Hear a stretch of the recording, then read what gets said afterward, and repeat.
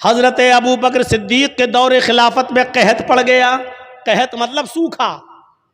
لوگوں کے پاس کھانے پینے کے لیے اناج نہیں ہے, غلہ نہیں ہے, سوکھا پڑ گیا. ابو بکر کا زمانہ ہے. حضرت عثمان غنی رضی اللہ تعالیٰ عنہ کے پاس ملک شام سے غلہ لدا ہوا اونٹ آئے تھے جس پر غلہ لدا ہوا تھا. اور اونٹ کتنے تھے؟ 1000 اونٹ.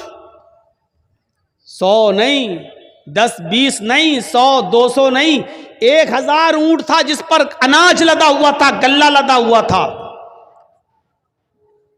جب مدینے کے تاجروں کو پتہ چلا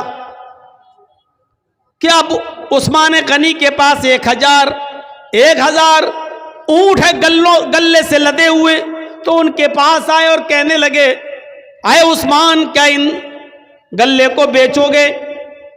حضرت عثمان نے کہا, مجھے پروفٹ کیا دو گے, نفع کیا دو گے؟ فرمایا, آپ کے 10 روپے کا مال ہم 12 روپے میں لینے کے لیے تیار ہیں. 10 درہم کا مال 12 درہم میں لینے کے لیے تیار ہیں.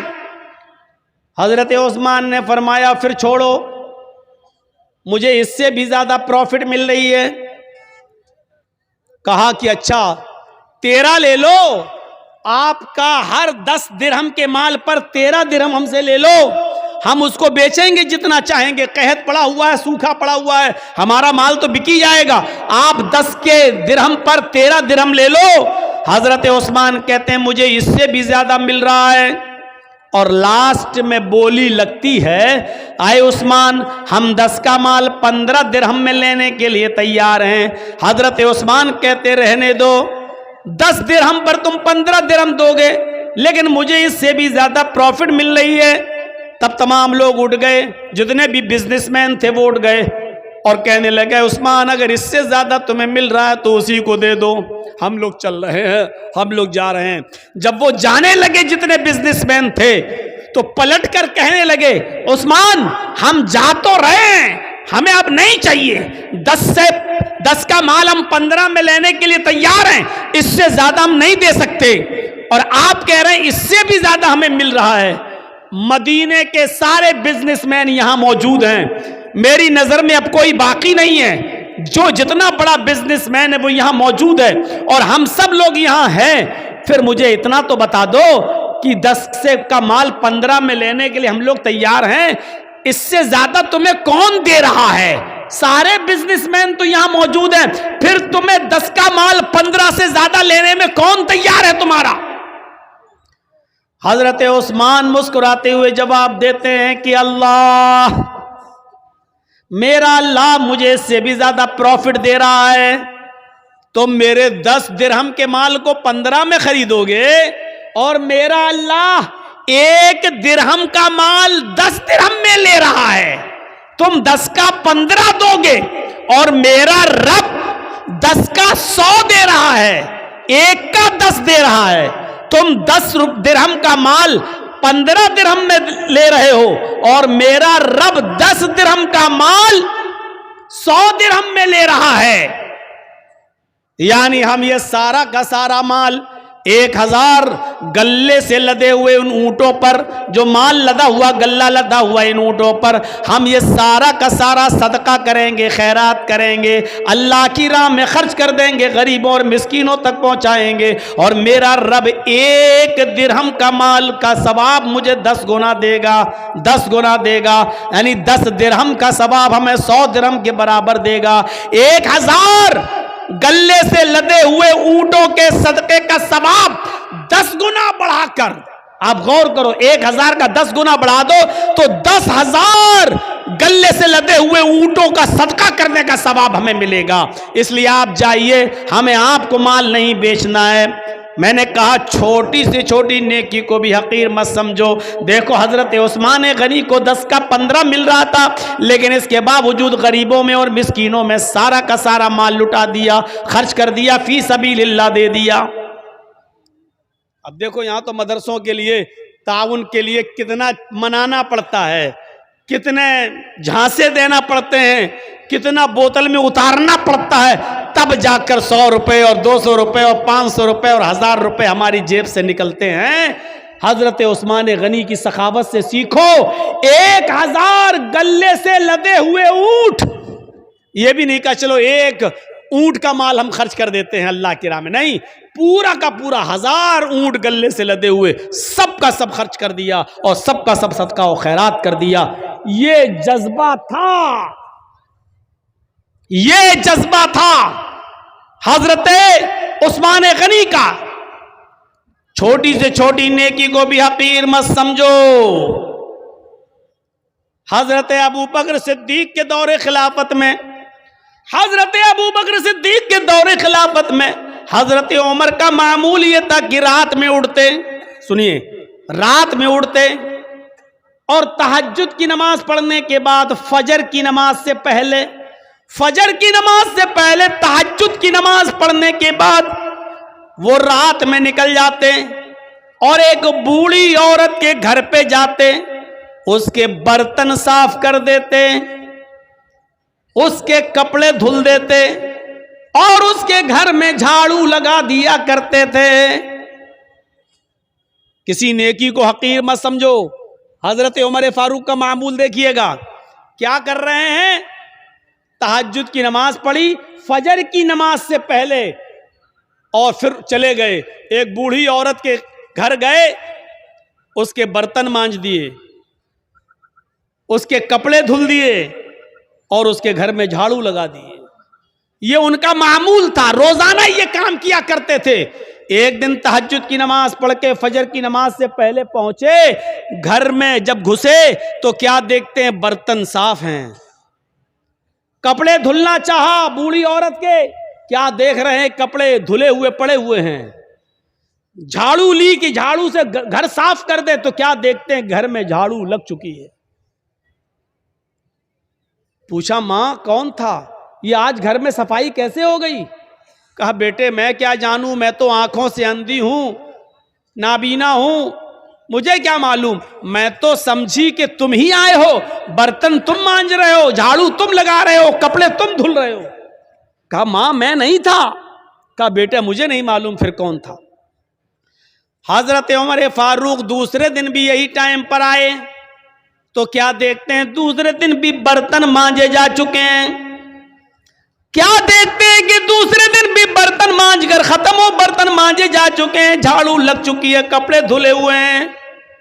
حضرت عمر سمجھ گئے, عمر کوئی ہے جو تم سے پہلے آتا ہے, کپڑے دھل جاتا ہے, برتن صاف کر جاتا ہے, جھاڑو لگا جاتا, کوئی ہے جو تم سے پہلے بھی یہ کام کر جاتا ہے. پتہ لگانا چاہیے کہ کون ہے. اب حضرت عمر جاسوسی کرنے لگے, چپکے سے دیکھیں کہ کون ہے. تو تہجد کی نماز پڑھ کے آئے اور چپکے سے چھپ گئے ایک درخت کی آڑ میں. کیا دیکھتے ہیں کہ ایک شخص اپنا چہرہ چھپایا ہوا چادر سے آتا ہے رات کے اندھیرے میں اور اسی بوڑھی عورت کے گھر میں چلا جاتا ہے, برتن مانجتا ہے, جھاڑو لگاتا ہے, کپڑے صاف کرتا ہے, اور اس کے بعد میں جب وہاں سے نکلتا ہے تو جیسے وہ گھر سے نکلتا ہے حضرت عمر فاروق نے اس کو پکڑ لیا. رکیے, اپنا چہرہ کھولیے تو کون ہے آپ, یہ میرا کام آپ کیسے کر رہے ہیں؟ اب اس نے کہا یہ میرا تیرا کیا لایا ہے, تم پہلے آ جاؤ, تم کر لو, ہم پہلے آ جائیں, ہم کر لیں, چہرہ نہیں دکھا سکتا. حضرت عمر نے کہا تمہیں اللہ کا واسطہ چہرہ کھولو, میں دیکھنا چاہتا ہوں کہ مجھ سے بھی پہلے یہ کام کون کرنے آتا ہے. جب اللہ کا واسطہ دیا اور جب چہرہ کھولا تو کیا دیکھتے ہیں کہ وہ کوئی اور نہیں, حضرت ابوبکر صدیق رضی اللہ تعالیٰ عنہ خلیفہ ہیں. ارے آج آپ کے علاقے کا چیف منسٹر کسی غریب کے کپڑے کیا دھلے گا؟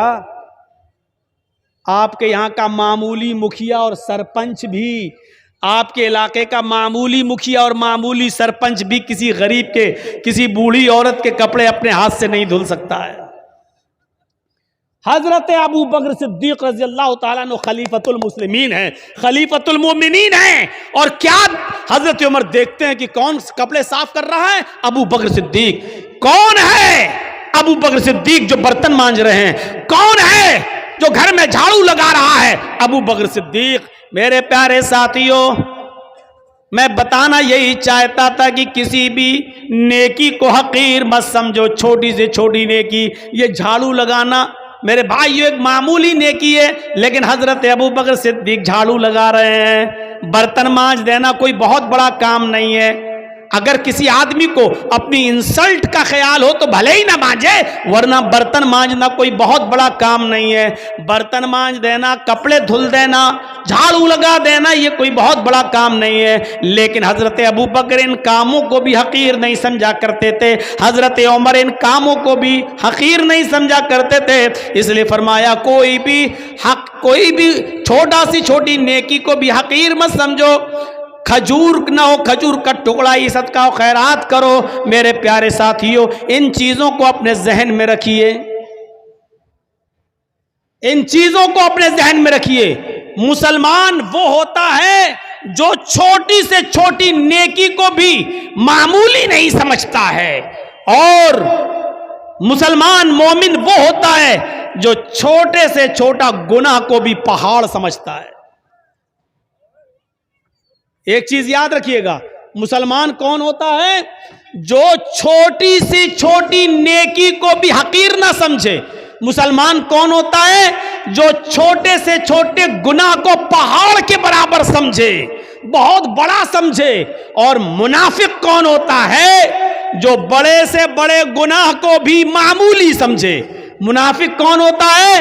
جو بڑے سے بڑے گناہ کو بھی یہ سمجھے کہ ناک پر مکھی بیٹھی تھی ایسے اڑایا اور اڑ گئی، یعنی بڑے سے بڑے گناہ کو بھی وہ سمجھتا ہے جیسے ناک پر بیٹھی ہوئی مکھی کو اڑا دیا۔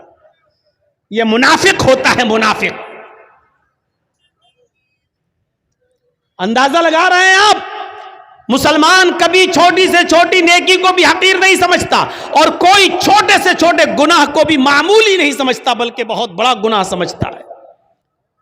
صحابہ کرام فرماتے ہیں، اے لوگوں جن گناہوں کو تم معمولی سمجھ کر جاتے ہو، ہم اللہ کے نبی کے زمانے میں، ہم رسول اللہ صلی اللہ علیہ وسلم کے زمانے میں، ہم چھوٹے سے چھوٹے اور معمولی سے معمولی گناہ کو بھی پہاڑ کے برابر سمجھا کرتے تھے، پہاڑ کے برابر جانا کرتے تھے۔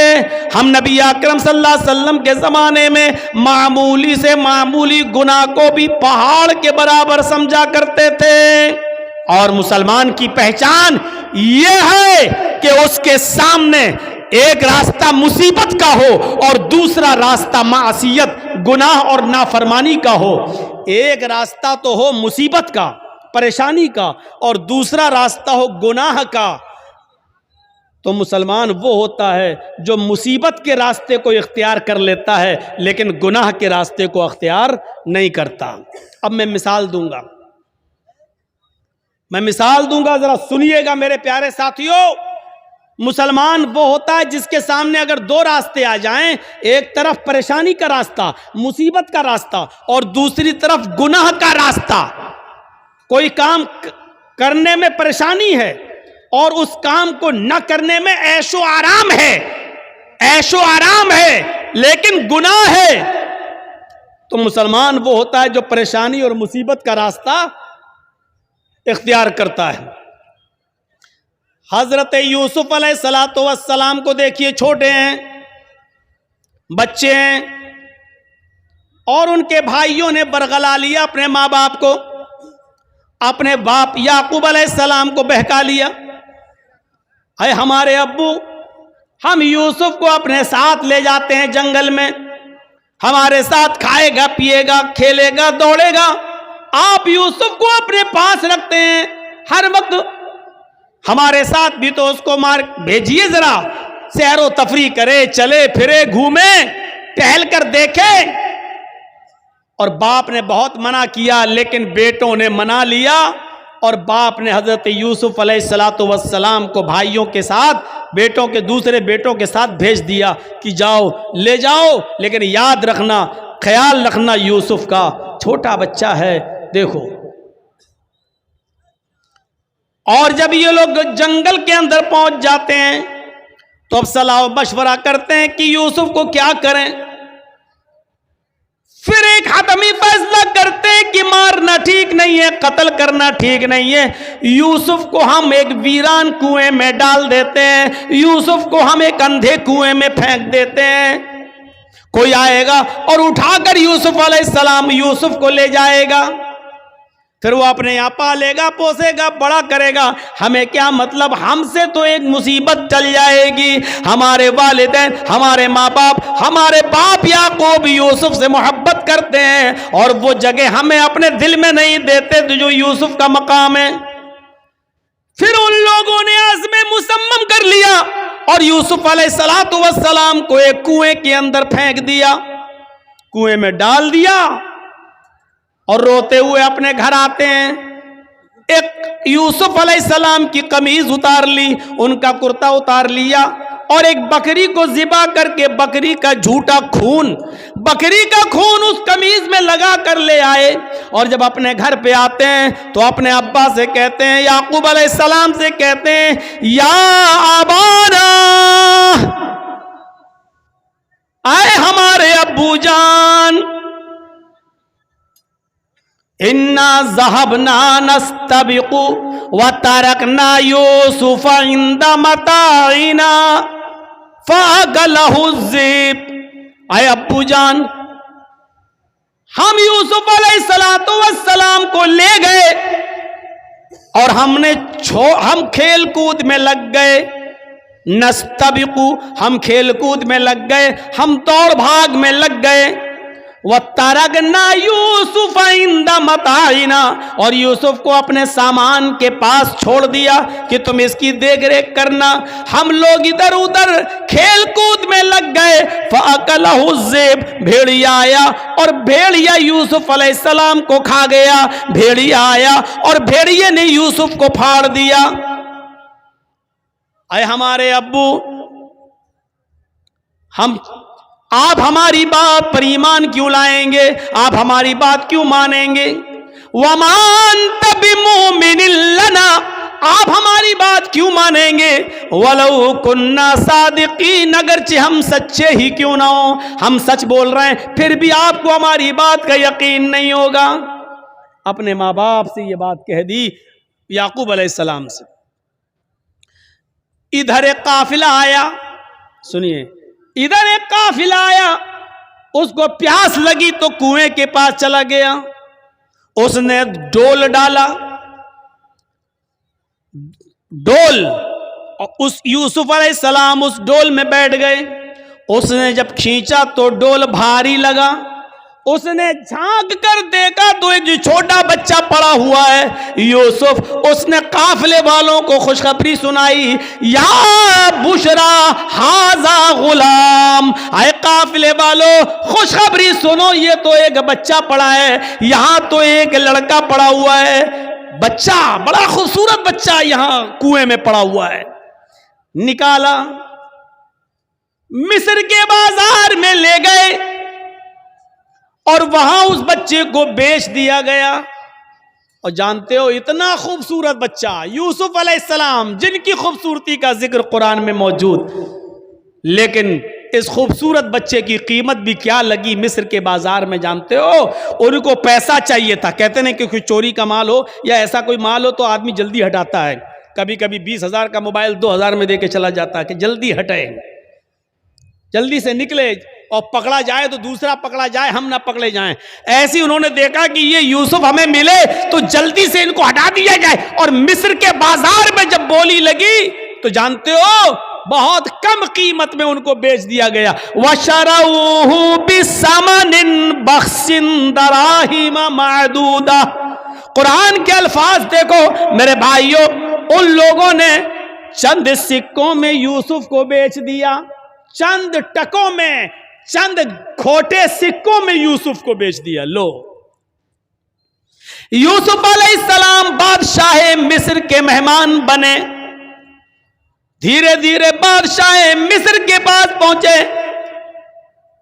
بادشاہ مصر نے اپنی بیوی سے کہا، یہ بچہ ہے، اس کی دیکھ ریکھ کرو، آگے چل کر ہو سکتا ہے کہ ہم اس کو بیٹا بنا لیں، دیکھو اس کی خدمت کرو، دیکھ بھال کرو، اور بادشاہ مصر کے گھر میں یوسف کی پرورش ہونے لگی، دھیرے دھیرے بڑے ہوتے گئے، اور ایک دن آیا کہ یوسف علیہ السلام اپنی جوانی کو پہنچ گئے، یہاں خوبصورتی اپنی قیامت برپا کر رہی تھی، اور یہاں یوسف علیہ السلام جوان ہو گئے، اور ادھر بادشاہ مصر کی بیوی کا دل ہچکولے لینے لگا۔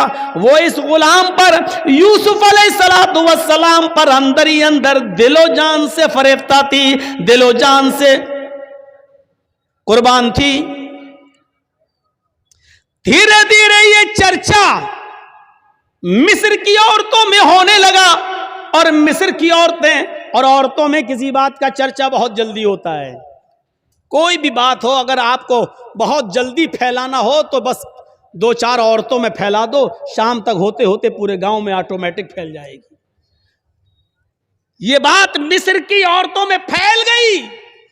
او بادشاہ کی بیوی، اوہو اپنے غلام پہ مرتی ہے، اپنے غلام کو دل دے بیٹھی ہے، اپنے غلام کے ساتھ منہ کالا کرنا چاہ رہی ہے، اپنے غلام کے ساتھ یہ حرکت کرتی ہے۔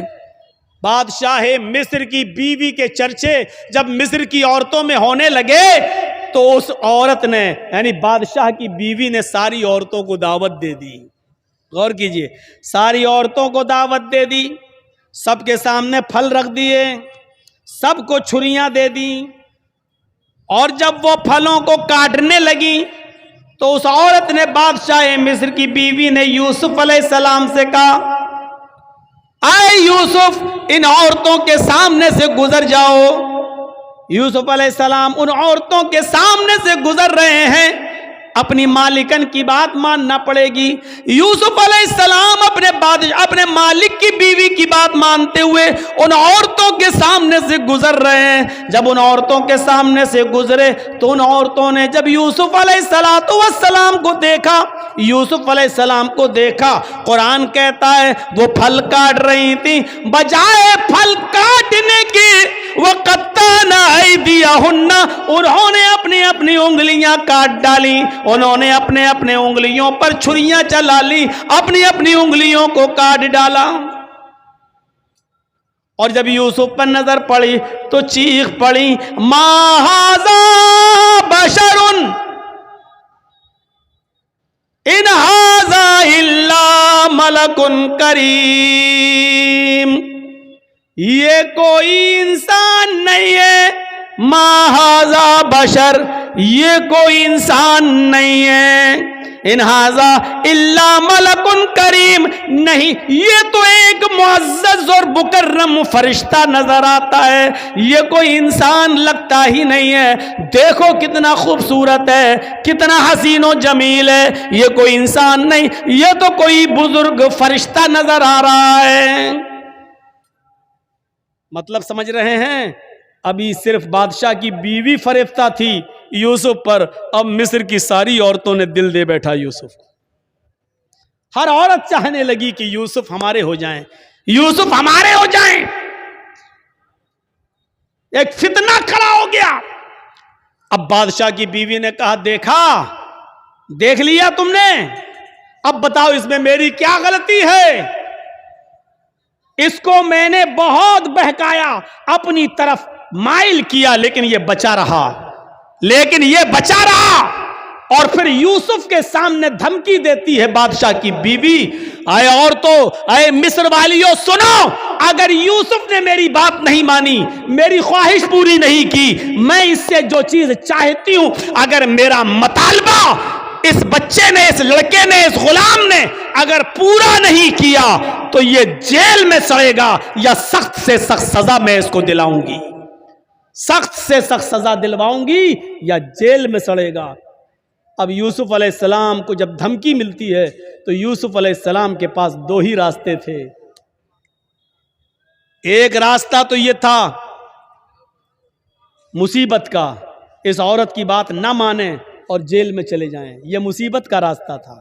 میں نے کہا نا، مومن کے لیے اگر ایک طرف مصیبت کا راستہ ہو اور ایک طرف گناہ کا راستہ ہو معصیت کا، تو مومن مصیبت کا راستہ اختیار کر لیتا ہے لیکن گناہ کا راستہ اختیار نہیں کرتا۔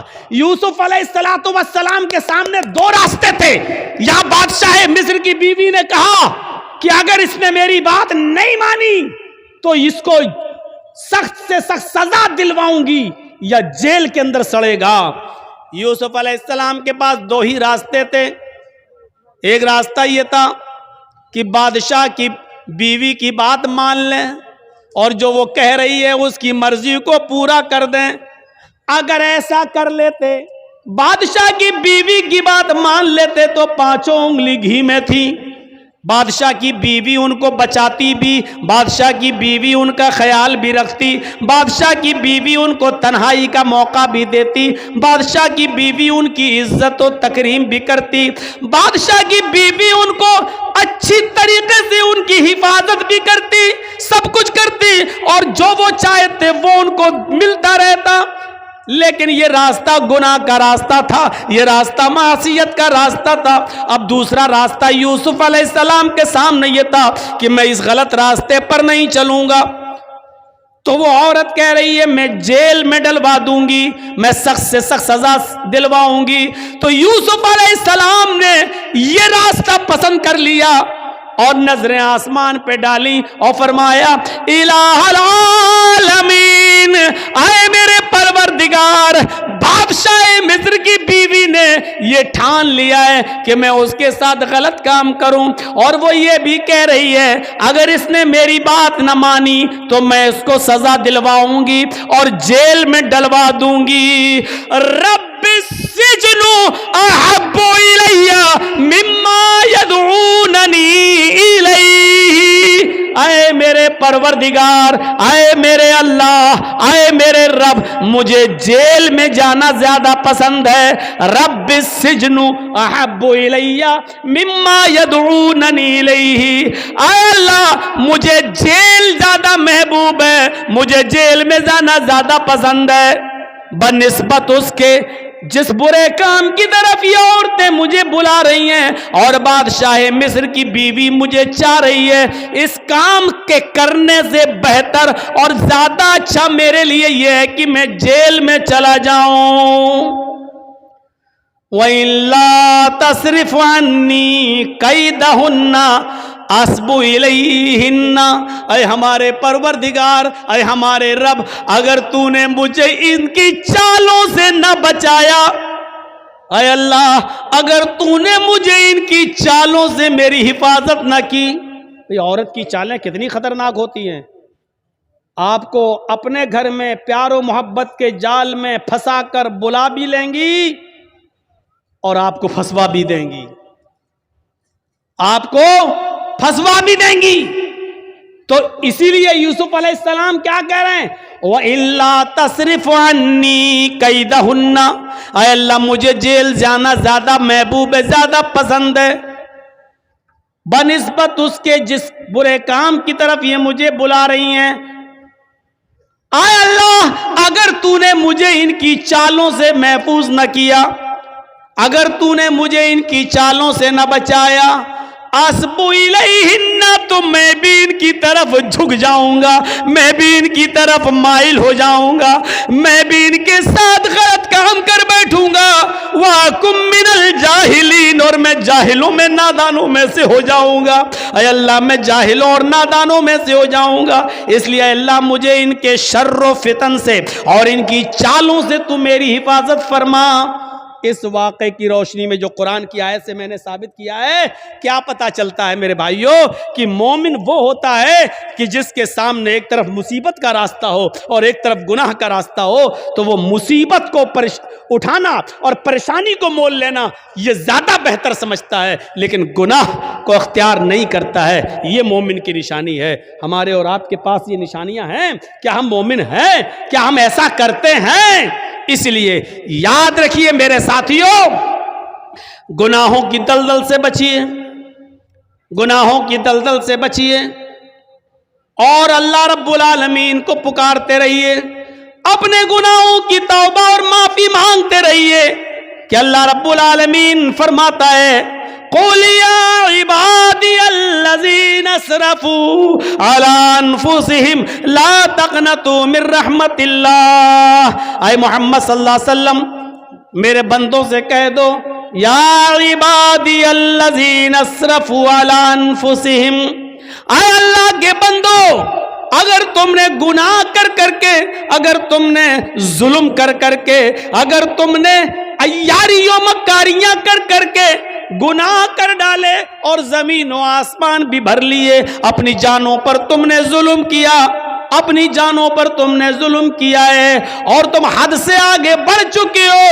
لا تقنطوا من رحمت اللہ، کہہ دو اے اللہ کے بندو اللہ کی رحمت سے نا امید مت ہو جاؤ، اللہ کی رحمت سے نا امید مت ہو، اللہ رب العالمین تمہارے گناہوں کو اب بھی معاف کر دے گا، بشرط یہ کہ تم سچے دل سے توبہ کرو، استغفار کرو۔ میرے بھائیوں یاد رکھیے گا، میں نے خطبہ مسنونہ کے بعد جو آیت پڑھی ہے وہ اسی سے متعلق ہے، توبہ اور استغفار سے۔ یا ایھا الذین آمنوا توبوا الی اللہ توبۃ نصوحا عسى ربکم ان یکفر عنکم سیئاتکم ویدخلکم جنات تجری من تحتها الانہار۔ اللہ رب العالمین کیا فرما رہا ہے؟ اے مسلمانوں، اے ایمانوں والو، تم اللہ سے خالص اور سچی توبہ کرو، توبو الی اللہ توبۃ نصوحا، اے ایمانوں والو تم اللہ سے خالص اور سچی توبہ کرو۔ خالص اور سچی توبہ کیا ہوتی ہے؟ توبۃ نصوحا کیا ہوتی ہے؟ توبہ کے مفہوم میں یہ تین چیزیں شامل ہیں۔ اگر کوئی آدمی اللہ سے توبہ کرتا ہے اور یہ تین چیزیں اس کی توبہ میں شامل نہیں ہیں تو وہ توبہ نہیں ہے۔ کوئی گناہ ہو گیا، اللہ توبہ توبہ توبہ توبہ توبہ، یہ توبہ نہیں ہے۔ بہت سے لوگوں کو آپ نے دیکھا ہوگا کوئی گناہ کر بیٹھے، توبہ توبہ توبہ، یہ توبہ نہیں ہے۔ توبۃ نصوحا میں تین چیزیں شامل ہیں۔ پہلی چیز یہ ہے کہ اگر ہم سے کوئی گناہ ہو رہا ہے یا ہو گیا تو ہمیں اس پر ندامت ہو، اوہ یہ ہم کیا کر بیٹھے۔ پہلی چیز، کوئی غلطی ہم سے ہو جائے، کوئی گناہ جب ہو جائے تو اس پر پہلی چیز کیا؟ نادم ہونا، شرمندہ ہونا، اوہ یہ ہم سے کیا ہو گیا، اللہ یہ ہم سے کیا ہو گیا، پہلی چیز۔ اور دوسری چیز، جو گناہ ہم کر رہے ہیں اسی وقت اس کو چھوڑ دیں۔ مان لیجئے شراب پی رہے ہیں، 2 ہی گھونٹ پیے تھے، ہٹا یہ مجھ سے کیا ہو گیا، توبہ توبہ استغفر اللہ، یہ کیا ہو گیا، یہ تو حرام چیز ہے۔ پہلی چیز شرمندگی، اور دوسری اب نہ پیئیں، فوراً چھوڑ دیں، دور کر دیں، ترک گناہ فوراً اسی وقت۔ اور تیسری چیز اس میں کیا شامل ہے؟ اے اللہ بہت بڑا جرم ہو گیا، اے اللہ میں وعدہ کرتا ہوں کہ آئندہ کبھی شراب کو ہاتھ نہیں لگاؤں گا، آئندہ کبھی میں اس گناہ کو نہیں کروں گا۔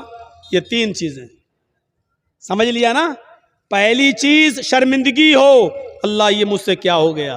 دوسری چیز، اس غلطی کو، اس گناہ کو فوراً چھوڑ دو، اگر کر رہے ہو تو اسی وقت ترک کر دو، اب نہ کرو، اسی وقت چھوڑ دو۔ اور تیسری چیز، آئندہ مستقبل میں، فیوچر میں پھر کبھی وہ غلطی نہ کرنے کا عزم اور ارادہ بھی پکا ہو کہ اب آئندہ ہم یہ گناہ نہیں کریں گے۔ یہ 3 چیزیں جب تک ہماری توبہ میں شامل نہیں ہوں گی میرے پیارے ساتھیوں، ہماری توبہ نہیں ہوگی۔ توبہ تو ہے لیکن توبۃ نصوحا نہیں ہے۔ اللہ نے فرمایا یا ایھا الذین آمنوا توبوا الی اللہ توبۃ نصوحا، اے ایمانوں والو تم اللہ سے توبہ کرو سچی اور خالص۔ جب تم سچی اور خالص توبہ کرو گے تو عسیٰ ربکم ان یکفر عنکم سیئاتکم، تو اللہ تمہارے گناہوں کو مٹا دے گا۔ عسیٰ ربکم ان یکفر عنکم سیئاتکم، تو اللہ تمہارے گناہوں کو مٹا دے گا۔ ویدخلکم جنات تجری من تحتها الانہار، جب تم خالص اللہ سے سچی توبہ کرو گے تو اللہ تمہیں ایسی جنتوں میں داخل کر دے گا جس کے نیچے نہریں بہ رہی ہوں گی، جس کے نیچے نہریں جاری ہوں گی۔ توبہ کون کرتا ہے؟ مسلمان۔ توبہ کون کرتا ہے؟ مومن۔ کیونکہ اللہ تبارک و تعالیٰ نے انسان کو دونوں صلاحیتیں دے کر بھیجا ہے۔ آج میں تمہیں ایک ایسی چیز بتلا رہا ہوں، اس کو اگر سمجھ لیا تو بہت کچھ سمجھ لو گے۔ اللہ نے انسان کو دونوں صلاحیتیں دے کر بھیجا ہے۔ اللہ نے انسان کو اچھے کام کرنے کی صلاحیت بھی دی ہے، اور اللہ نے انسان کو برے کام کرنے کی صلاحیت بھی دی ہے۔ انسان کو اچھے کام کرنے کی طاقت بھی دی ہے اور برے کام کرنے کی بھی طاقت دی ہے۔ اللہ نے انسان کو نیکیاں کرنے کی بھی صلاحیت دی ہے اور گناہ کی بھی صلاحیت دی ہے۔ ہاں، اور گناہ کرنے کی صلاحیت دی ہے تو گناہوں سے بچنے کی بھی صلاحیت دی ہے۔ انسان نیکیاں کر سکتا ہے تو برائی بھی کر سکتا ہے، دونوں صلاحیتیں ہیں۔ انسان برائیاں کر سکتا ہے تو برائیوں سے بچا بھی سکتا ہے اپنے آپ کو۔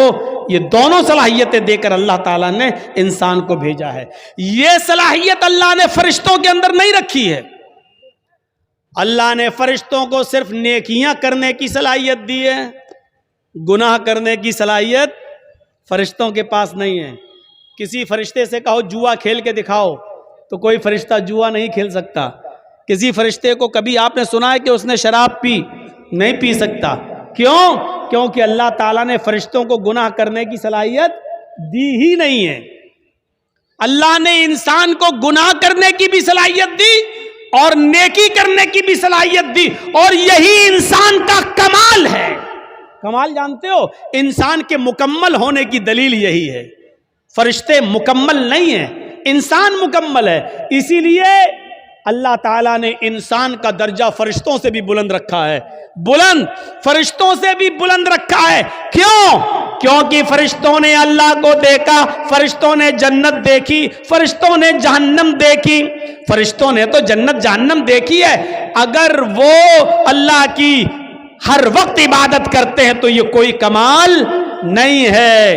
کمال تو یہ ہے کہ ہم نے اور آپ نے اور مسلمانوں نے جنت نہیں دیکھی پھر بھی جنت میں جانے کی خواہش، جہنم نہیں دیکھی پھر بھی جہنم سے بچنے کی خواہش، جہنم نہیں دیکھی پھر بھی دعا کرتے ہیں ربنا آتنا فی الدنیا حسنۃ وفی الآخرۃ حسنۃ وقنا عذاب النار۔ اے اللہ ہم کو دوزخ کے عذاب سے بچا لے۔ ہم نے اور آپ نے دوزخ جہنم نہیں دیکھی پھر بھی یہ دعا کرتے ہیں ربنا اصرف عنا عذاب جہنم ان عذابها کان غراما۔ اے اللہ جہنم کا عذاب ہم سے پھیر دے، جہنم کا عذاب ہم سے ہٹا لے۔ ان عذاب کانا غراما، تیرا عذاب بہت ہی زیادہ سخت اور چمٹنے والا ہے۔ یہ ہمیں اور آپ کو یہ دعا کرنا پڑتی ہے۔ کیوں؟ حالانکہ جہنم دیکھی نہیں ہے۔ ایک بوڑھا آدمی ہے اور وہ اندھا ہے۔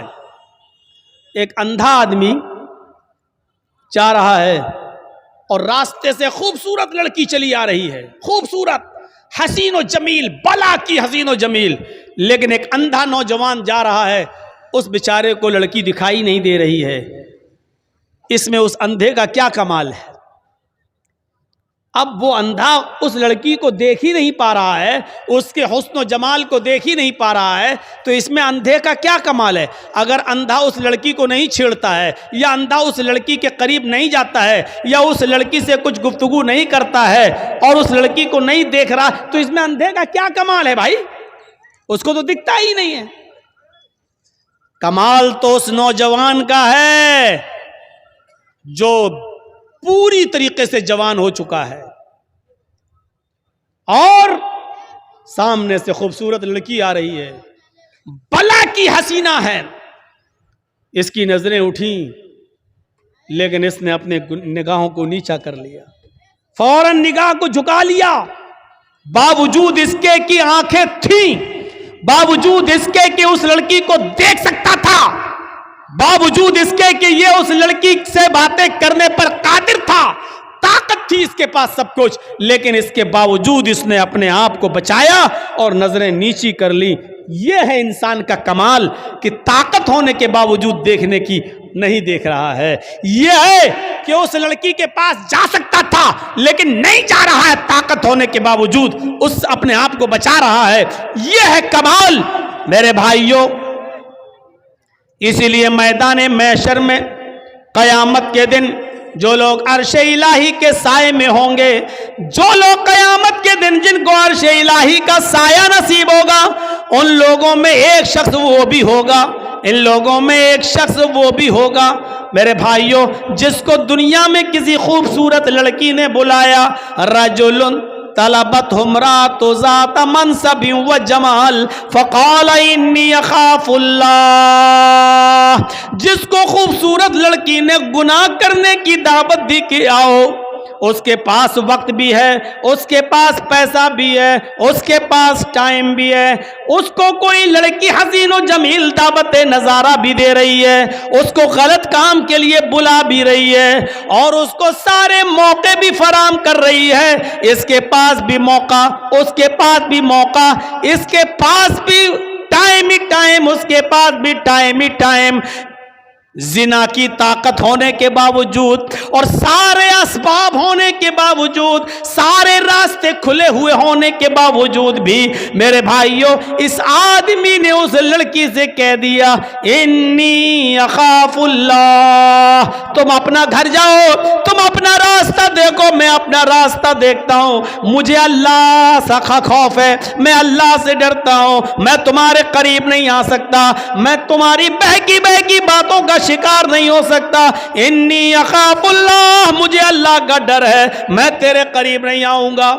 جس نے اللہ کا خوف دکھایا اور اس لڑکی کو دھکا دے دیا، نہیں مجھے تم سے دوری اختیار کرنا، موقع ہونے کے باوجود، لڑکی کی پرمیشن ہونے کے باوجود، لڑکی کی اجازت ہونے کے باوجود اس نے اس کو ہٹایا اور اللہ سے ڈرتے ہوئے اپنے آپ کو بچا لیا۔ یہ ہے کمال۔ ایسا انسان قیامت کے دن عرش الہی کے سائے میں ہوگا، جب قیامت کے دن اور کوئی دوسرا سایہ نہیں ہوگا۔ میرے بھائیوں، فَأَلْهَمَهَا فُجُورَهَا وَتَقْوَاهَا، ہم نے انسان کو دونوں صلاحیتیں دے کر بھیجا ہے، انسان کو گناہ کی طاقت بھی دی ہے اور نیکیوں کی طاقت بھی دی ہے۔ انسان نیکی کا کام بھی کر سکتا ہے اور گناہ کا کام بھی کر سکتا ہے، لیکن کمال تو یہ ہے کہ گناہ کرنے پر طاقت ہونے کے باوجود گناہ نہ کرے۔ فرشتے گناہ کر ہی نہیں سکتے کیونکہ گناہ کی طاقت ہی نہیں ہے، اور ہم اور آپ گناہ کر سکتے ہیں، گناہ کی طاقت ہونے کے باوجود ہم گناہ نہ کریں، تو یہ ہے کمال۔ اور اسی لیے انسان کا درجہ اللہ رب العالمین نے فرشتوں سے بھی بلند کر دیا۔ کیونکہ اس کے اندر گناہ کی طاقت تھی، لیکن اس کے باوجود اس نے اپنے آپ کو بچا لیا۔ یہ فرشتے جو ہیں کرامن کاتبین جو ہمارے کاندھوں پر رہتے ہیں، مجال ہے کبھی کسی لڑکی کے ساتھ زنا کر لیں، اللہ نے یہ طاقت دی نہیں ہے ان کو۔ قبر میں فرشتے آتے ہیں حساب و کتاب کے لیے، منکر نکیر، مجال ہے کہ کوئی فرشتہ کسی عورت کے ساتھ زنا کر لے؟ نہیں۔ کیوں؟ اللہ نے طاقت ہی نہیں دی زنا کی۔ زنا کی طاقت انسان کے پاس ہے، اور طاقت ہونے کے باوجود اپنے آپ کو زنا سے بچا لے، یہ ہے فرشتوں سے بھی بڑا کام، یہ ہے بڑا دل گردے کا کام۔ اور جس نے اس کام کو اب کر لیا، انجام دے لیا، طاقت ہونے کے باوجود اپنے آپ کو بچا لیا، میرے بھائیوں، اس کا مقام و مرتبہ فرشتوں سے بلند ہے، فرشتوں سے بلند۔ وَيُدْخِلَكُمْ جَنَّاتٍ تَجْرِي مِن تَحْتِهَا الْأَنْهَارُ، اللہ ایسی جنتوں میں تمہیں داخل کرے گا جس کے نیچے نہریں بہ رہی ہوں۔ آؤ ایک اور نظریے سے سمجھو، جس کے اندر گناہ کرنے کی صلاحیت نہیں تھی، یعنی فرشتے، جس مخلوق میں گناہ کرنے کی صلاحیت نہیں تھی، اللہ نے اس کو زمین کا خلیفہ بھی نہیں بنایا، اور جن لوگوں میں گناہ کرنے کی صلاحیت تھی، اللہ نے ان کو خلیفۃ الارض بنا دیا، یعنی انسان کو، آدم کو خلیفۃ الارض، زمین کا خلیفہ بنایا۔ کیوں؟ اور دیکھیے گناہ کرنے کی پریکٹس کیسے ڈالی گئی۔ گناہ ایک خطا کرائی گئی حضرت آدم علیہ السلام سے۔ آج ہماری بات کو تھوڑا سا دوسرے حساب سے سنیے گا۔ آدم علیہ السلام کا پہلے پتلا بنایا، پھر اس میں روح ڈالی، پھر ان کو جنت میں داخل کیا، پھر ان کی پسلی سے حوا کو بنایا اور حوا کو بھی ان کے ساتھ جنت میں داخل کر دیا اور کہا کلو وشربو، خوب کھاؤ پیو، جنت کے اندر۔ اور ایک آرڈر دے دیا اللہ نے کہ فلا تقرب هذه الشجرہ، اے آدم اور اے حوا تم دونوں اس درخت کے پاس مت جانا، بس اس درخت کے قریب مت جانا، اے آدم و حوا تم دونوں اس درخت کے قریب مت جانا بس۔ دیکھیے اللہ کو تو معلوم ہی تھا کہ آدم و حوا اس درخت کے قریب جائیں گے، اللہ نے تو پہلا انتظام ہی کر لیا تھا، دنیا رچانا تھی، دنیا بسانا تھی، اس لیے اللہ کے علم میں پہلے ہی تھا، اس لیے اللہ رب العالمین نے ڈائریکٹ آدم سے گناہ نہیں کرایا بلکہ شیطان کو بھیجا، شیطان نے انہیں بہکایا اور آدم و حوا دونوں کو درخت کے قریب لے گیا، حوا کے کہنے پر کہ کھا لو، یہ تو ہمارا ہمدرد ہے، شیطان نہیں یہ تو ہمارا ہمدرد ہے، اور اس کے بہکانے میں آ کر آدم و حوا دونوں نے وہ پھل کھا لیا۔ بس یہی خطا حضرت آدم اور حوا سے ہوئی نہیں بلکہ کرائی گئی، غلطی ان سے کرائی گئی، اور اللہ کو پہلے معلوم تھا۔ جیسی آدم و حوا دونوں نے اس درخت کے پھل کو کھایا، جنتی لباس ان کے جسم سے اتر گیا، انہوں نے بڑے بڑے پتوں سے، درخت کے بڑے بڑے پتوں سے، جنت کے درختوں کے پتوں سے اپنا جسم چھپایا۔ یہ انسان کی فطرت ہے، یہ انسان کی فطرت ہے۔ آج آپ دیکھ سکتے ہو علاقوں میں گھوم گھوم کر کہ کون کس پوزیشن میں رہتا ہے۔ میرے بھائیوں، آدم کی بیوی ہے حوا، اور میاں بیوی میں کوئی پردہ نہیں ہے، لیکن اس کے باوجود جب جنتی لباس دونوں کے جسم سے اترا تو انہوں نے جنت کے درختوں کے بڑے بڑے پتوں سے اپنے سطر کو چھپایا، اپنے شرمگاہ کو، اپنے سطر کو چھپایا۔ یعنی سطر چھپانا یہ انسان کی فطرت میں داخل ہے۔ میرے پیارے ساتھیوں، پھر اللہ رب العالمین نے دونوں کو جنت سے باہر کر دیا۔ اے آدم و حوا دونوں نے آج میری نافرمانی کی ہے، اب تم دونوں کے لیے جنت حرام ہے، اب تم دونوں یہاں سے نکلو۔ اللہ چاہتا تو اس غلطی کی بنا پر جہنم میں ڈال سکتا تھا، لیکن نہیں، چونکہ اللہ کو دنیا بسانا تھی، اللہ کو دنیا رچانا تھا، اللہ کو دنیا میں بھیجنا تھا، اس لیے آدم و حوا دونوں کو دنیا میں بھیج دیا۔ اب جاؤ، اب سنو، غلطی تو ہوئی، اور غلطی بھی مخلوق ہے، اور مخلوق کا خالق اللہ رب العالمین ہے۔ دنیا میں کوئی ایسی بیماری پیدا ہی نہیں ہوئی کہ اللہ نے بیماری پیدا کی ہو اور اس کا علاج نہ اتارا ہو۔ کوئی بیماری دنیا میں ایسی ہے ہی نہیں جس کا علاج نہ اتارا ہو، الا الموت، موت کے علاوہ۔ اب آپ کہو مولانا کیا بات کرتے ہو، کینسر کا کوئی علاج نہیں ہے۔ انسان کی عقل ابھی وہاں تک نہیں پہنچی ہے۔ کل تک ٹی بی کا علاج نہیں تھا، لیکن آج ٹی بی کا علاج آ گیا کہ نہیں آ گیا؟ کل تک بہت سی بیماریوں کا علاج نہیں تھا، لیکن آج پاسبل ہو گیا ہے۔ ہو سکتا ہے کل انسان کا علم اس کو کینسر کی کھوج میں بھی کامیاب کر دے، اور کینسر کا علاج بھی انسان ڈھونڈ لے۔ صرف موت کے ہر چیز اور ہر بیماری کا علاج اللہ نے اتارا ہے۔ تو میرے بھائیوں، اگر اللہ نے بیماری اتاری تو اللہ نے اس کا علاج بھی اتارا ہے۔ اسی طریقے سے اگر اللہ نے خطا اور غلطی کو پیدا کیا ہے، اللہ نے گناہ کو اگر پیدا کیا ہے، تو گناہ کا علاج بھی توبہ اور استغفار کی شکل میں بتایا ہے۔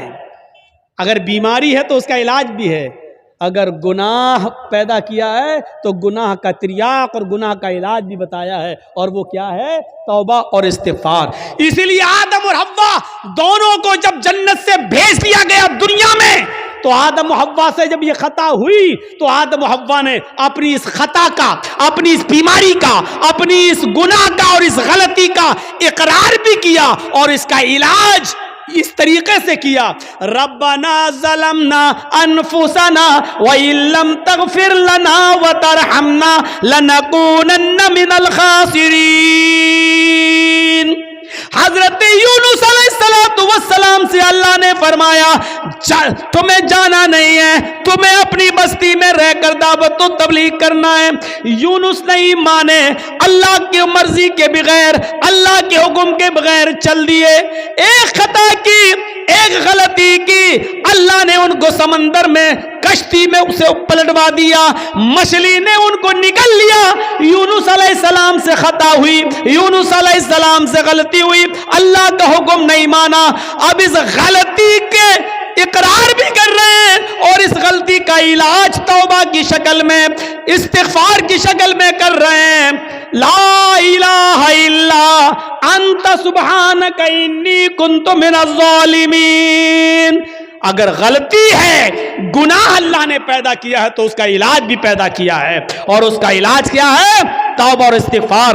حضرت آدم سے غلطی ہوئی، جنت سے نکالے گئے اور دنیا میں آئے تو کیا کہا؟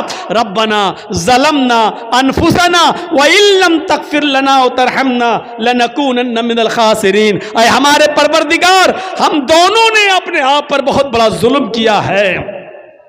اگر تو نے ہماری مغفرت نہ فرمائی اور ہم پر رحم نہ فرمایا، لا نکونن من الخاسرین، تو ہم نقصان اٹھانے والوں میں سے ہو جائیں گے، ہم بہت زیادہ نقصان اٹھانے والوں میں سے ہو جائیں گے. اور اسی وجہ سے دیکھیے، آپ دیکھیے کیسا جواب، ترکی بترکی جواب. ادھر اللہ رب العالمین شیطان کو بھی بھگا رہا ہے، رامدہ درگاہ کر رہا ہے.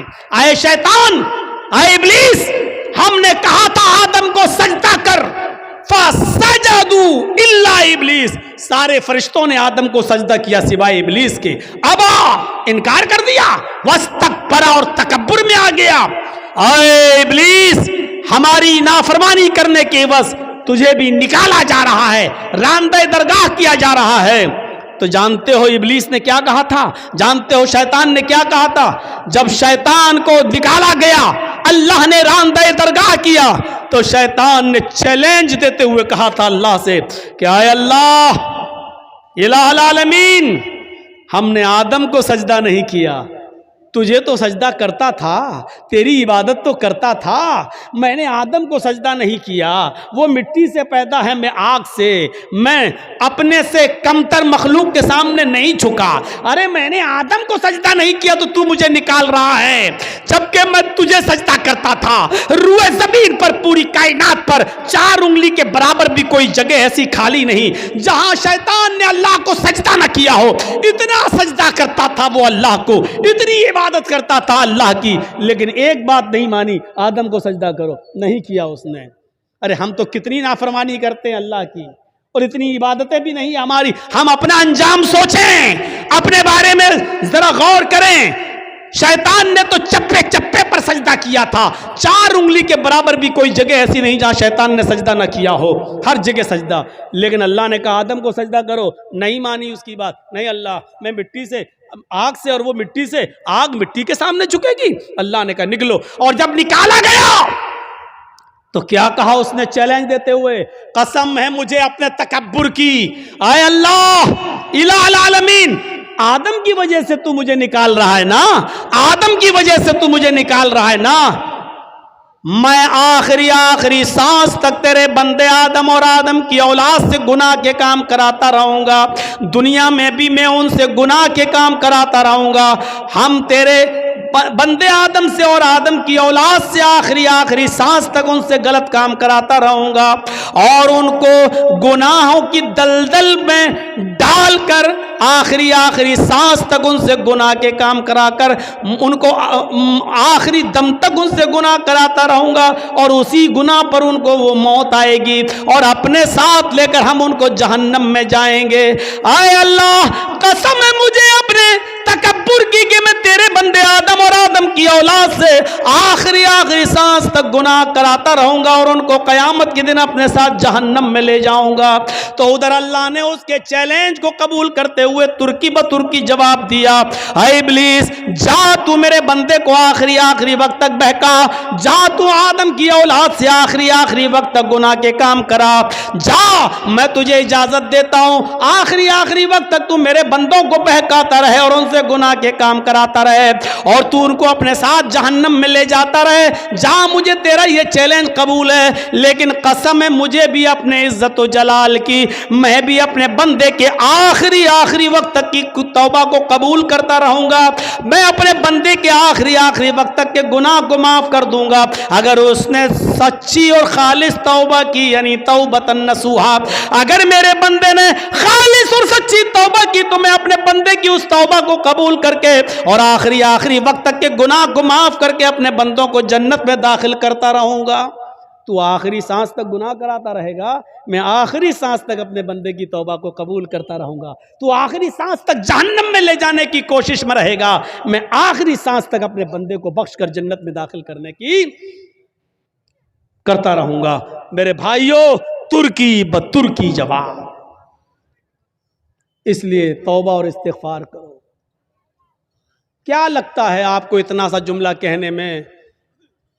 گناہ اللہ نے اتارا ہے تو اس کا علاج توبہ اور استغفار بھی اتارا ہے۔ کوئی گناہ ہو جائے فوراً کہو استغفر اللہ ربی من کل ذنب واتوب الیہ، اور اڑتے بیٹھتے چلتے پھرتے یہ جملہ پڑھتے رہو۔ کتنا سا جملہ ہے یار، استغفر اللہ ربی من کل ذنب واتوب الیہ، اڑتے پھرتے چلتے پھرتے کھاتے پیتے جملے پڑھتے رہو۔ استغفر اللہ ربی، میں مغفرت طلب کرتا ہوں اللہ کی۔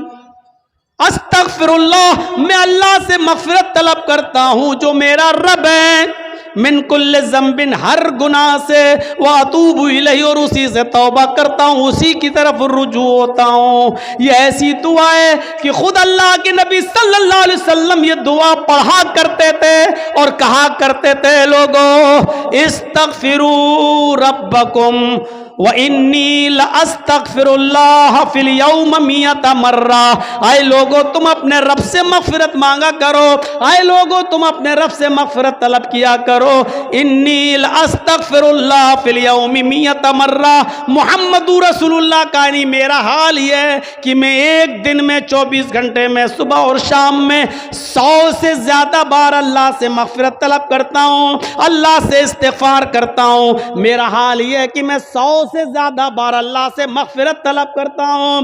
اللہ تعالیٰ نے اپنے نبی محمد رسول اللہ کو حکم دیا، وَقُلْ رَبِّ اغْفِرْ وَارْحَمْ وَأَنْتَ خَيْرُ الرَّاحِمِينَ۔ وَقُلْ رَبِّ اغْفِرْ، آئے محمد صلی اللہ علیہ وسلم کہہ دو، یہ کہتے رہو، رب اغفر، اے اللہ میری مغفرت فرما، وارحم، میرے اوپر رحم فرما، وَأَنْتَ خَيْرُ الرَّاحِمِينَ، اور تو بہت زیادہ رحم کرنے والا ہے۔ میرے بھائیوں، ان جملوں کو ادا کرتے رہیے۔ اللہ کے نبی بھی کہتے تھے وَإِنِّي لَأَسْتَغْفِرُ اللَّهَ فِي الْيَوْمِ 100 مرہ، اللہ کے نبی بھی کہا کرتے تھے استغفر اللہ ربی من کل ذنب واتوب الیہ۔ یہ مغفرت طلب کرنا بہت ضروری ہے۔ اور جانتے ہو مغفرت کے فائدے کیا ہیں؟ مغفرت کے فائدے کیا ہیں؟ حضرت نوح علیہ السلام نے اپنی قوم سے کہا تھا، جب قحط پڑ گیا، بہت زیادہ سوکھا پڑ گیا، تو اپنی قوم کے لوگوں سے کہا تھا، کیا کہا تھا؟ وَاسْتَغْفِرُوا رَبَّكُمْ إِنَّهُ كَانَ غَفَّارًا۔ آئے میری قوم کے لوگوں اپنے رب سے مغفرت طلب کرو، آئے میری قوم کے لوگوں اپنے رب سے مغفرت طلب کرو۔ یُرْسِلِ السَّمَاءَ عَلَيْكُمْ مِدْرَارًا، جب تم اپنے رب سے مغفرت طلب کرو گے تو اللہ رب العالمین آسمان سے بارشیں برسائے گا۔ یہ جو قحط پڑ گیا ہے، جو سوکھا پڑ گیا ہے، اللہ رب العالمین آسمان سے تمہارے اوپر بارشیں برسائے گا اگر تم مغفرت طلب کرو گے، استغفار کرو گے تو۔ یُرْسِلِ السَّمَاءَ عَلَيْكُمْ مِدْرَارًا، اللہ رب العالمین تمہاری اوپر آسمان سے بارش برسائے گا۔ وَيُمْدِدْكُمْ بِأَمْوَالٍ وَبَنِينَ، اور اللہ رب العالمین تمہیں اولادیں دے گا اور مال سے نوازے گا۔ وَيُمْدِدْكُمْ بِأَمْوَالٍ وَبَنِينَ، اللہ تمہیں مال بھی دے گا اور اولادیں بھی دے گا۔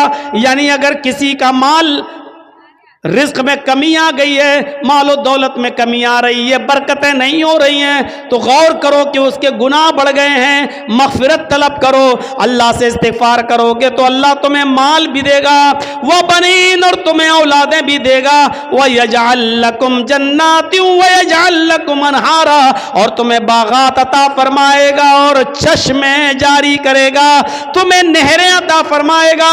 یعنی مغفرت طلب کرو گے تو یہ نعمتیں اللہ رب रब्बुल आलमीन तुम्हें देगा। हजरत उमर फारूक के ज़माने में कहत पड़ गया, हजरत उमर फारूक के ज़माने में कहत पड़ गया। लोगों ने कहा अमीरुल मोमिनीन चलिए नमाज इस्तिस्का पढ़िए, अल्लाह से हमारे लिए दुआ कीजिए कि अल्लाह रहमत की बारिश फरमाए। सूखा पड़ा हुआ है, बच्चे भूखे मरने लगे, हालात बहुत खराब हैं। आए अमीरुल मोमिनीन जंगल की तरफ निकलिए और अल्लाह से बारिश तलब कीजिए, नमाज इस्तिस्का पढ़िए। अल्लाह हजरत उमर फारूक रज़ी अल्लाह ताला अन्हु तमाम लोगों को लेकर निकले, तमाम लोगों को लेकर जंगल में निकले, नमाज इस्तिस्का पढ़ी और सिर्फ आसमान पर हाथ बुलंद करके इतना फरमाया, नस्तगफिरुल्लाह नस्तगफिरुल्लाह, अल्लाह हम सब इस्तिग़फ़ार करने आए हैं, हम सब मग़फ़िरत तलब करने आए हैं। हज़रत उमर ने ये नहीं कहा अल्लाह तू मेरे ऊपर रहमत की बारिश फरमा, ये नहीं कहा कि अल्लाह तू हमारे ऊपर रहमत की बरखा फरमा, एक कतरा पानी का नहीं मांगा। हज़रत उमर ने सिर्फ ये कहा अल्लाह मेरी मग़फ़िरत फरमा, हमारे साथ जितने लोग आए हैं अल्लाह इन सब की मग़फ़िरत फरमा दे, अल्लाह हमारे गुनाहों को बख्श दे, अल्लाह हमारी मग़फ़िरत फरमा दे। इतनी दुआ मांगी और लौट के वापस चले आए। जब अपने घर पे आए तो तमाम लोगों ने घर घेर लिया। हज़रत उमर बाहर निकले, लोगों ने कहा अमीरुल मोमिनीन ये क्या हो गया आपको, आप जंगल में हम सबको लेकर निकले, हमने सोचा नमाज इस्तिस्का के बाद आप अल्लाह से दुआ करेंगे कि अल्लाह हमारे ऊपर रहमत की बारिश फरमाए। आपने बारिश के लिए एक लफ्ज़ भी अल्लाह से नहीं मांगा, आपने एक कतरा पानी भी अल्लाह से दुआ नहीं की और आप मग़फ़िरत की दुआ करके चले आए। फरमाया ऐ लोगों क्या तुमने ये नहीं पढ़ा वस्तग़फ़िरू रब्बकुम इन्नहु कान गफ़्फ़ारा, अपने रब से मग़फ़िरत तलब करो, वो बहुत ही ज़्यादा बख्शने वाला है। युरसिलिस समा अलैकुम मिदरारा, जब मग़फ़िरत तलब करोगे तो अल्लाह आसमानों से मूसलाधार बारिश बरसाएगा। लोगों मैंने बारिश नहीं मांगी है, लेकिन बारिश जिन गुनाहों की वजह से रुकती है, मैंने मग़फ़िरत की दुआ करके मग़फ़िरत तलब करके आसमान के उन दरवाज़ों को झंझोड़ दिया है, आसमान के उन दरवाज़ों में सुराख कर दिया है, आसमान के उन दरवाज़ों में छेद कर दिए हैं जहां से बारिश आती है। हमने मग़फ़िरत तलब करके आसमान के दरवाज़ों को हिला दिया है, इंतज़ार करो इंशाअल्लाह बारिश के कतरे आने वाले हैं। एक दिन गुजरा था कि फिर मूसलाधार बारिश होती है। मेरे भाइयों जिन गुनाहों की वजह से बारिश रुकती है और बारिश जब ना हुआ करे तो समझ जाओ कि हमारे गुनाहों की वजह से बारिश रुकी हुई है। जिनको अल्लाह ने औलाद नहीं दी, समझ लो कि हमारे गुनाहों की वजह से अल्लाह ने हमें औलाद नहीं दी है। जिनके मालो दौलत में कमी वाक़ई हो रही है, वो समझ ले कि हमारे गुनाहों की वजह से ऐसा हो रहा है। फरमाया वयुमदिदकुम बिअम्वालिन व बनीन, अगर तुम अल्लाह से मग़फ़िरत तलब करोगे तो अल्लाह माल भी तुम्हें देगा और औलादें भी देगा, आसमान से मूसलाधार बारिश भी बरसाएगा और तुम्हें बागात भी देगा और नहरें भी देगा, यानी कुएं, पानी, चश्मा और खेती बाड़ी, अनाज, गल्ला, फल फ्रूट, ये सारी चीजें तुम्हें कब देगा, जब तुम मग़फ़िरत की दुआ करोगे। तो मेरे प्यारे साथियों ये मग़फ़िरत का मामला है। इसलिए मैंने कहा या अय्युहल्लज़ीना आमनू तूबू इलल्लाहि तौबतन नसूहा, ईमान वालो अल्लाह रब्बुल आलमीन से सच्ची और खालिस तौबा करो। लेकिन ये सारी नेमतें हमें तभी मिलेंगी जब हम खालिस और सच्ची तौबा करेंगे। अपने मुआशरे की इस्लाह करो और अब गुनाह बार बार मत करो, गुनाहों पर नादिम होना सीखो, हैं। और देखिए आज के इस ओरियानियत के दौर में, कल मैंने जिसकी तरफ इशारा किया था मेरे भाइयों, आज इन तमाम गुनाहों की वजह से आज अल्लाह की नेमतें हमसे छीन ली जाती हैं। और इस तरीके का सबक हासिल करना चाहिए हर जलसे वालों को भी, जिस तरीके से मैंने कल भी इशारा किया था। आज जलसों में भी बड़े अजीब व करीब के से आप जाइए, अब कल मैं जा रहा हूं कटिहार की सरजमीन पर, देखिएगा कैसा खल्त मल्त होगा, मेला लगेगा, मर्द और औरतों की भीड़ लगेगी और जब लास्ट में मेरी तकरीर होगी तब जाकर सब इकट्ठा हो जाएंगे और उससे पहले मार्केटिंग होगी, शॉपिंग होगी, जलसों में बदनज़मी होगी, मर्द औरतों का इख्तिलात होगा। मेरे भाइयों ये बड़ी अच्छी चीज़ है जो हमें नीमा के जलसे में देखने को मिलती है कि अल्लाह का शुक्र है कि यहाँ के लोग اس طریقے کا انتظام کرتے ہیں کہ مردوں کا عورتوں کے ساتھ اور عورتوں کا مردوں کے ساتھ اختلاط نہ ہونے پائے ہیں، اور دکانوں پر عورتیں نہ آئیں، اس طریقے کا انتظام کرتے ہیں۔ اور یہ بہت بڑی چیز ہے۔ بہت سے دکان والے بیچارے لڑتے بھی ہیں کہ آپ کیوں لیڈیز کو روک رہے ہیں، کیوں نہیں آنے دیتے ہیں ہماری دکان پر، ہم چند روپیہ کمانے کے لیے۔ میرے بھائیوں، آج جلسے والوں نے بھی جلسے دوسری سرزمینوں پر اسی لیے کرنا شروع کیا۔ لوگوں نے ان کو مشورے دیے، بھائی میلے ٹھیلے بند کرو، تو جانتے ہو کیا کہتے ہیں؟ اگر میلہ نہیں لگائیں گے تو بھیڑ نہیں ہوگی، اور بھیڑ نہیں ہوگی تو عورتیں نہیں آئیں گی، اور عورتیں نہیں آئیں گی تو ہمارے جلسے میں چندہ نہیں ہوگا۔ یعنی ان کو جلسے کا مقصد دینداری نہیں ہے، ان کا جلسہ کرانے کا مقصد صرف چندہ اور تعاون ہے، دین کا حصول نہیں ہے۔ وہ کہتے ہیں کہ جب تک دکانیں نہیں لگیں گی، میلہ نہیں لگے گا، عورتیں نہیں آئیں گی، اور جب عورتیں نہیں آئیں گی تو بھیڑ نہیں ہوگی، اور جب بھیڑ نہیں ہوگی تو چندہ نہیں ہوگا۔ میرے بھائیوں، جب ہماری سوچ یہ ہو جائے تو ایسے جلسوں سے پھر کیا فائدہ ہوگا، اور کیا ہمیں ملے گا، اور کیا ہم سیکھ کر نکلیں گے؟ انما الاعمال بالنیات، سارے عملوں کا دار و مدار تو نیتوں پر ہے۔ اور جب ہماری نیت میں پہلے ہی یہ ہے کہ ہم جلسے میں میلہ اس لیے لگاتے ہیں کہ عورتیں آئیں، اور عورتوں کو اس لیے بلاتے ہیں تاکہ بھیڑ ہو، اور بھیڑ اس لیے ہوتا کہ ہمارے مدرسے کا چندہ ہو، تو ایسے جلسوں سے ہمیں کچھ نہیں ملے گا۔ کوئی دین اور کوئی دینداری ہمارے ماحول میں اور ہمارے سماج میں نہیں آئے گی۔ اس لیے دعا کیجئے کہ اللہ رب العالمین ہماری بھی اصلاح فرمائے، ہمارے جلسوں کی بھی اصلاح فرمائے، اجلاس کی بھی اصلاح فرمائے۔ یہی چند باتیں مجھے آپ کے سامنے رکھنا تھیں۔ اس امید کے ساتھ رخصت ہوتا ہوں کہ انشاءاللہ ہم گناہوں سے بچیں گے، اور ہم گناہوں پر نادم ہوں گے، گناہ کو ترک کریں گے، اور آئندہ کبھی اس گناہ کو دوبارہ نہ کرنے کا عزم اور حوصلہ پیدا کریں گے۔ الہ العالمین تو ہمارے گناہوں کو بخش دے، ہمیں معاف فرما دے، ہمارے گناہوں کو اے اللہ تو نیکیوں سے بدل دے۔ الہ العالمین جب تک تو ہمیں زندہ رکھ، اسلام پہ زندہ رکھنا، اور جب ہمارا خاتمہ ہو تو ایمان پر ہمارا خاتمہ فرمانا۔ وما علینا الا البلاغ المبین، وآخر دعوانا ان الحمد للہ رب العالمین۔ السلام علیکم ورحمۃ اللہ وبرکاتہ۔